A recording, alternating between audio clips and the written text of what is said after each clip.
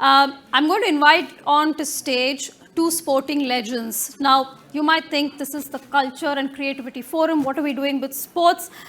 Sports is so vital to shaping identities, shaping nations, shaping civilizations, as is culture. And sport really brings people together, although, of course, with great rivalries, it also tears them apart. But we have in our midst two people who are not just sporting ambassadors, but also cultural ambassadors. And it gives me great joy to welcome Dr. Deepa Malik, the first Indian woman Paralympic medalist. She's a former president of the Paralympic Committee of India. She's a Padma Shri, Khel Ratna and Arjuna awardee. I'm going to run out of breath with all her accolades. And if that isn't enough, we also have Abhinav Bindra, India's first individual Olympic gold medalist, a World Championship gold, and multiple medals at the Commonwealth Games. Again, the Arjuna Award, Khel Ratna Award, Padma Bhushan. Oh my God, thank you. I have run out of breath, so please both. Yeah. How are you? I'm good. How are you doing? Thank you so much. Thank you to both of you for being here. Really appreciate your time. I'm in very august company.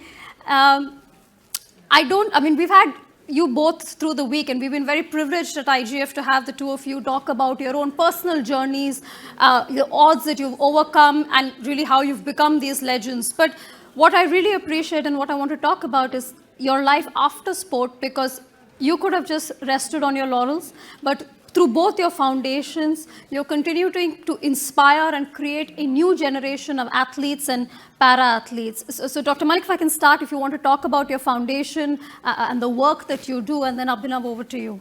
Yes.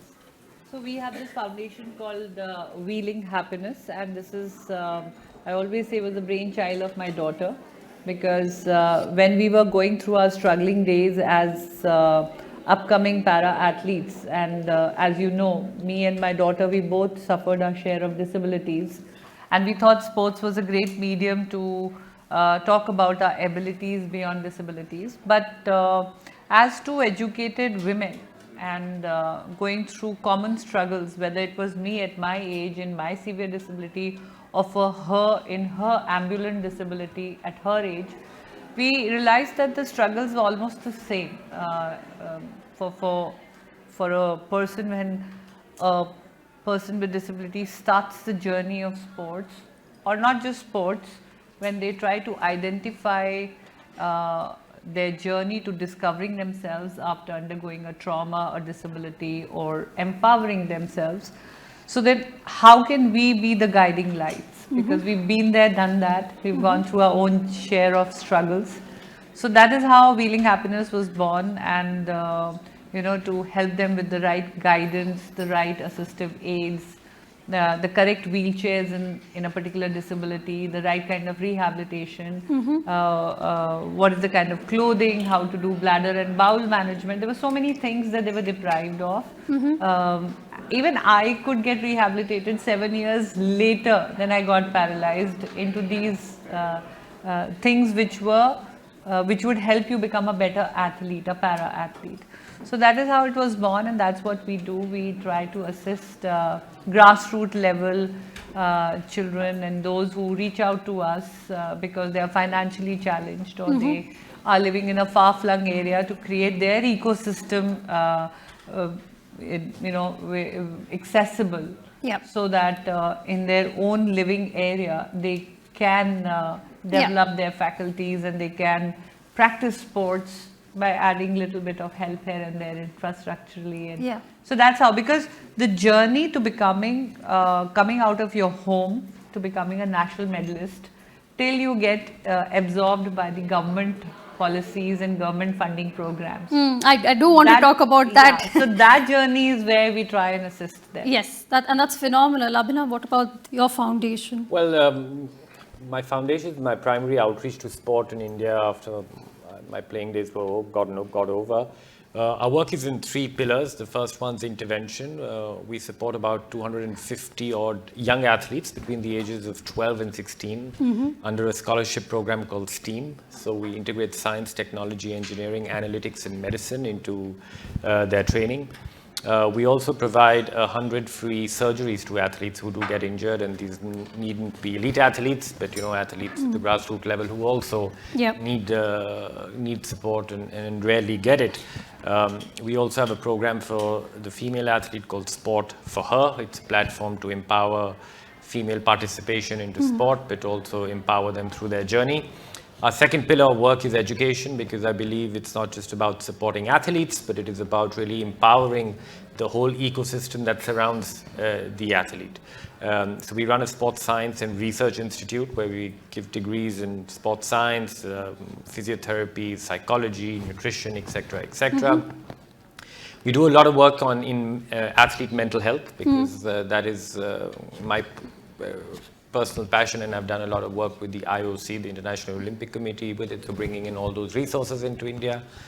The third, and for me the most important pillar, and which I'm deeply passionate about, is using the power of sport for social good. Yep. We run a program called the Olympic Values Education Program. The program is of the International Olympic Committee. We're running it in 2 states in India, in Orissa and in Assam. Yep. The program is an experiential learning program to make young kids active, to get young kids to just simply play sport, not for them to become some champions or Olympians or whatever, but to get healthier, and most importantly, to imbibe values and develop character through sport. Yeah. We currently running it in 60,000 schools between the 2 states, so about close to 10 million kids in the program, so it's quite a massive exercise. It's amazing, yeah. Yeah, and no, but that's what I do, and it brings me much meaning. It takes a lot of my time, but it is important work. I mean, I know the foundation is your way of giving back to the sport, giving back to the nation, but presumably it's also filling a certain vacuum that exists in our sporting infrastructure, governmental support, organizational support. There has always been this criticism, concern that in India, besides cricket, there is no infrastructural support for other sports. Do you see that changing from a official position, from at least in terms of the government support, in terms of support from the sports ministry and from the associations? Definitely, I think to the elite Indian athlete, support is very, very good. I think the Indian elite athlete is very well looked after. And its support is at par with the rest of the world, if not even better in some cases. So there, I think we're doing really, really well.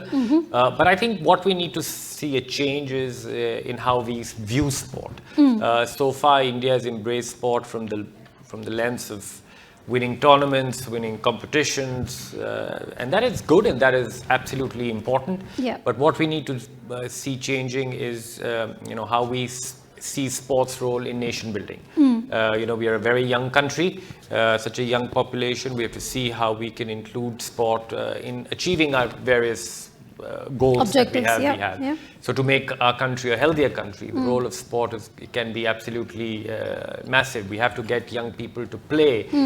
We have to get young people moving, and that is absolutely critical, essential to happen.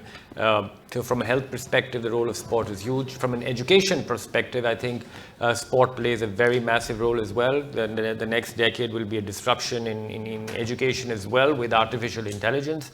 But one thing that artificial intelligence cannot do is imbibe values into young kids. And the role of sport there is absolutely vital to build characters. Sport teaches us so much. It teaches us teamwork, integrity, setting goals, etc., etc. So there it's very important. Gender equality. Sport has been one thing which is showcasing to the world in breaking barriers. The Paris Games in a couple of weeks will be the first gender-neutral games, for example. Same amount of women in competing, same amount of events for men and women.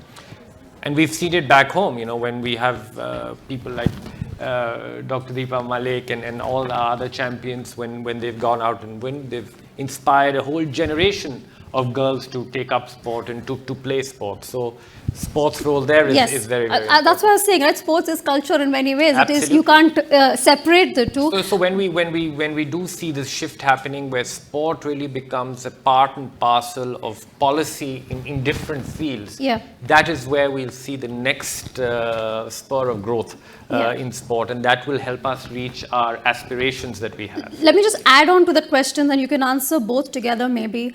The imbalance obviously has always been there between cricket and other sports. Do you also continue to see, if you do, an imbalance perhaps between the Olympics and the Paralympics in terms of the interest, in terms of the support, in terms of both government and private support for it? Okay, I answer that. Paralympics in India and love for parasports is nascent. It's recent. Unfortunately, the first medal which we are celebrating through the movie Chandu Champion was won in 1972. And then there was a long gap. And it took almost 73, 74 years of independent India to make the first female medal. So there is a void, there was a vacuum, there was a lack of recognition of the value system around the parasports. The policies were not defined, and we still have our own barriers in terms of, even today, the parasports federations are registered in the Society Act and not as a national sports federation. So there is still confusion whether it is a mainstream sport or it is a charity sport. And we are still reeling with that after effect of it being a charity sport. So, but however, I'm very happy that today our policies are in place, and we are doing fairly well, and we are giving a lot of opportunities for Indians to swell with pride by winning quite a lot of medals. Most certainly. We are increasing it's on the rise rapidly. And when you play Paralympic sports, I think that's what it does. It makes ramps. It makes any place inclusive. Absolutely. I think I'm the only one for whom this ramp has been made, but it is right here. Yeah, as it should be. And Yes. it is bringing in the universal accessibility for everybody. And visually also, it's making you aware that yes, we need ramps, we need accessibility. So it just makes any nation more developed. It makes a society more accepting and more inclusive.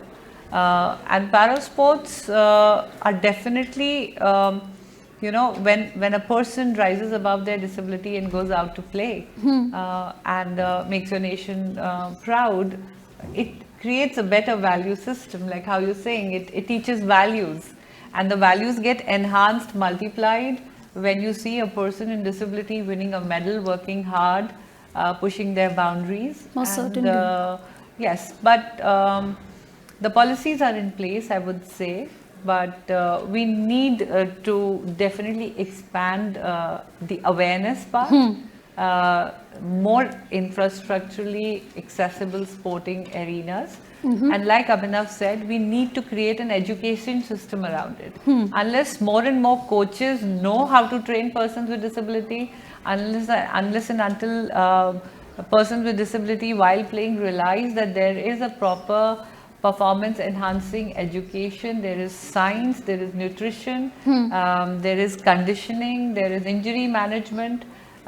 So when you put all this together is then when we'll be able to make it a more medal winning. And then fact is that we are a medal hungry nation, and we recognize Most certainly. anything. We equate anything with victory. So when you win, you celebrate and you follow. Yeah. So, and in any case, medals of a country depend not on the population of the country, it depends on the playing population of the country. And India doesn't have though So as big a playing population as we should. Increase the grassroots, Certainly. the lower base, and have more and more persons with disability to come out and play. Yes. And then it again rotates back to accessibility, infrastructure, Interest. transportation, Interest too, awareness. yes. Awareness. Though I'll very proudly again reiterate, which I said the other day also on the forum, that India has the best cash rewards, job opportunities, funding programs for the elite, and when you come back with a medal, they really treat you so well with a lot of love, respect. You mentioned interest and Yes. awareness, right? Now, one thing, India, as you said, is a medal-hungry nation. We're also very passionate people. Every 4 years or every 2 years, every time there's a major tournament, a country that doesn't traditionally follow a sport will suddenly become armchair experts about the sport, and they'll say, well, you should have shot like this, you know, or somebody will probably stop you on the road and say, well, your arm was at this angle, it should not. Everyone becomes overnight experts. Do you find that encouraging, though, that people are watching the sport, and do you think athletes are prepared for that kind of scrutiny, criticism, especially in this? Well, then I'm glad that my interest in my sport came only once in 4 years. But no, I think it's all good. I think as long as people watch sport, I think that is important. And I think, you know, every time people ask me, how can I support sport in India? And, you know, I'm so interested in sport. All I tell them is, you know, you always don't have to write a check to support sport. Yes. Just go and watch sport. That in itself is a massive contribution that you can make. You know, whenever there's the next state competition happening in your city or a little district competition, go and watch sport, because in that way you are making a meaningful contribution by giving athletes an audience, because we also require spectators. We need people to watch us perform. So as long as interest is alive, and I do see that increasing multifold in India. We have now the youngest population. Sport probably is being, of course, played and consumed at a historic high in India, and I think that is the great big shift we are seeing in sport, because, you know, we have sport is also now becoming a priority for everybody. It's important to the leadership. It's important to the politicians. Do you think there's been a change from where it was? Of course, I mean, there has. I mean, the elections depend on first-time voters, and the first-time voters love sport. So, so that is an important element to keep in mind. So, which is great, because it helps sport, and we are seeing sport develop. But again, coming back to the point that both of us have made, is that we need to create a culture for community sport. We need to create a culture where people get an opportunity to just play, and it can't just be directed. Support cannot be directed only at the elite level. When we give these opportunities to more young people to just play, the byproduct of that entire exercise will be that more people will get into elite sport, and that will then result in more medals. So we need to rethink that a little bit, and I'm sure that is happening, but that will take time, because for policies such as that, these are long-term policies, and for them to give results is an 8 to 10 year cycle. We have both the Olympics and the Paralympics coming up. Firstly, I'm going to Ab ki baar kitni par is, since that seems to be the favorite catchphrase and slogan, I am going to put you on the spot and ask you for a number. But before that, there's so much of conversation about India hosting the Olympics, India hosting the Paralympics. Do you think we're there yet? Is it something, are we mixing up, are we conflating national pride with hosting the Olympics when probably we're not there yet? Or do you think we are ready? I'll start with you, Deepa ji, and then Abhinav can answer. So let me take an example from the recently conducted World Cup shooting we had. We hosted, this was a Tokyo quota qualification event, and despite all odds, we were able to host it, first ever World Cup which was hosted by us, and the reviews that we got from the organizers, from the head committee, that this was one of the best.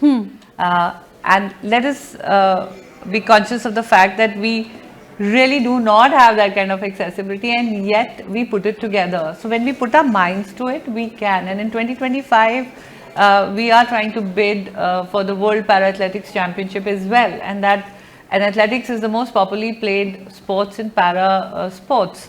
So yes, we are preparing ourselves, we are gearing ourselves, and I feel that if I was personally present when the last IOC meeting happened in Mumbai, and Honorable Prime Minister was himself there, and there was a very clear intention of bringing Olympics home to India. And now that we are doing so well holistically as a nation, culturally, financially, in the technology space, we are becoming leading manufacturers. So I think that only organically translates into us becoming the host of the biggest sporting event. And I personally would be very happy if that happens, because just the Commonwealth Games in 2010, Yes. because the Commonwealth Games has a format where it is inclusive. The Olympic and the Paralympic sports are played together in the same arena at the same time, and the medal counting is inclusive. So if I win, and it is never counted as a para medal or an Olympic medal, it is counted as an Indian medal. Okay. That itself changed the whole scene for the para sports, because from there the real awareness happened, that what are the policies, what are the requirements, because we were the host country. So we built that ecosystem, and it also translated into us then demanding continued facilities which were created for that particular event. So I think it will be great, because India has maximum amount of populations with persons with disability who are rearing to go, who want to talk about their abilities and empower themselves. And nothing better than having an identity of a sports person, Yeah. because it automatically shifts the focus of your weakness in the body to the strength of your character and the whole being. Certainly. So I think we should have it, and But the question is when, Abhinav, and is there too much focus on the when rather than the how or why, maybe? Well, a couple of things. I think firstly, for a global movement like the Olympics, it makes complete sense to have a closer relationship with the world's largest population. I mean, every fourth or fifth person in the world is an Indian. So, there's a lot of synergy between both parties. But I think more than infrastructure, I think what we need is a vision. And we need a vision that actually transcends far beyond the sporting event itself. The Olympics, whenever held in India, has to be seen as a catalyst for change. How the games can really address challenges, and how it can seize opportunities. It really has to be a springboard for how we can make India a healthier country, how we can make India a more inclusive country. It's not just about the Olympics, it's about the Paralympics. How can an event of that magnitude create a movement where we have more inclusive spaces for people with disabilities? How can we make sport more inclusive? How can the Olympics, hosting the Olympics, act as a springboard where we give more opportunities to young people across the length and breadth of the country to play sport? Economics, I think, how can the games contribute towards economic innovation, for example? How can the games support small businesses in the region, whatever region actually ends up being the host, or being or regions being the host? How can the games contribute towards environmental sustainability? There is a big push of the games towards the environment at the moment. How can we create more greener infrastructure? How can we create more green jobs?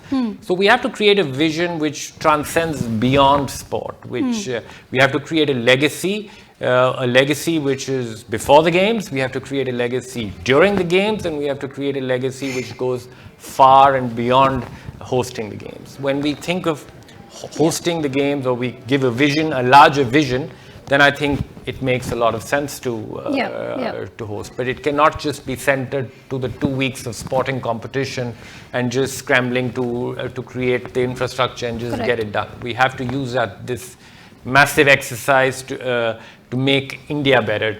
Nation building exercise, essentially. We have to use it as to make India better through sport. Yeah, that's fantastic. And let me add to that what Abhinav just said, that we have to also have it for a long term. The vision has to be long term. For example, Tokyo 2020, the International Paralympic Committee started a campaign called We the 15. So it was launched alongside, it's the purple color movement, and the entire world's monuments were colored purple.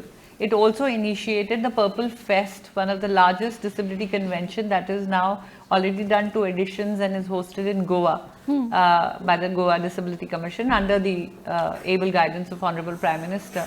So it's it's a thought-provoking movement, and it is a 10-year campaign. So it just doesn't end with the sport. Yeah. It continues, and when we say we the 15, we're talking about the 15% population of the world.